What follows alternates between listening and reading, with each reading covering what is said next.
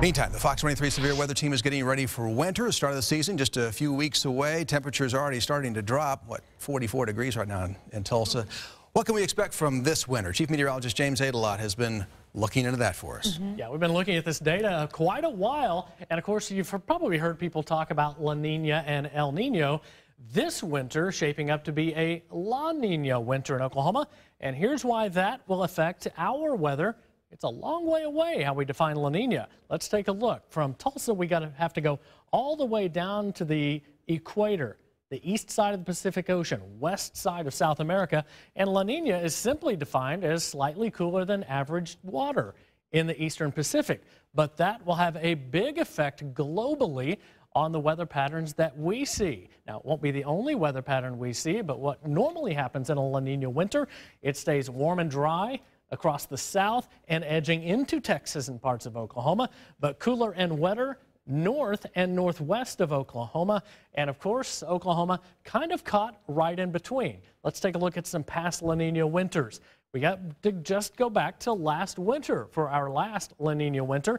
And of course, it was a very mild winter. Temperatures ran about 6 degrees above average, and our snow total less than an inch for December, January, and February. Go back to 2011, 2012, another classic La Nina winter for us. Temps above average, snow well below average, but that doesn't mean La Nina means that controls our weather all the way. Individual systems can sneak in. That's what happened in a La Nina winter of 2010 and 2011. That's Tulsa's all-time snowiest winter, more than 2 feet of snow. So it can happen. Let me break this down for you as we look month by month.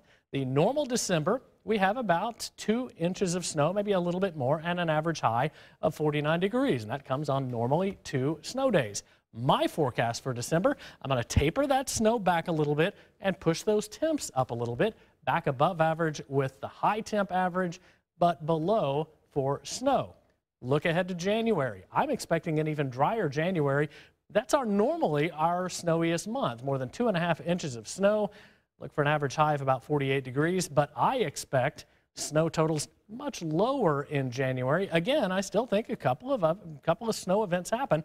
They'll just be a little low end. Average high also a little warmer than what we normally get in January. As we move ahead to February, this is when we're going to make up a little bit of snow and bring those temps down a little bit. On average, just a little less than 2 inches of snow and 53 degrees. My forecast, above average February snow and temperatures a little cooler than average. So as we break down this winter for you, completely average December, January, February, we pick up a little less than 7 inches of snow and have an average high of 51 degrees. I expect our snow totals below average and our average high temps a little above average too, but it's also important to remember, again, this is just a global general pattern. We'll have some systems sneak in here, give us some cold snaps and some snow and maybe ice as well.